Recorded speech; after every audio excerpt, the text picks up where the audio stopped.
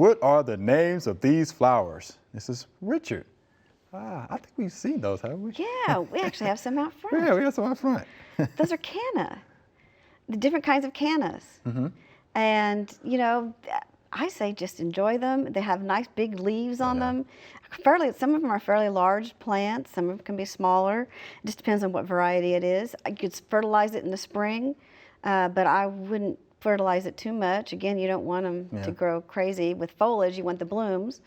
Also, watch for leaf rollers and things that like to chew. There's a lot of caterpillars that like to chew, and insects like to chew on the leaves. And you know, BTs, Bacillus thuringiensis, is good for the leaf rollers or any kind of little bugs that you get on there from the caterpillars that like to chew on them. Yeah, and they're basically caterpillars, kind of leaf roller. Leaf roller. So there you have it. Yeah, just use BT, dipel javelin. That works. But that's the name. It's just cannas, right? Yeah, and they are beautiful. Yeah, I definitely like the ones we have out front.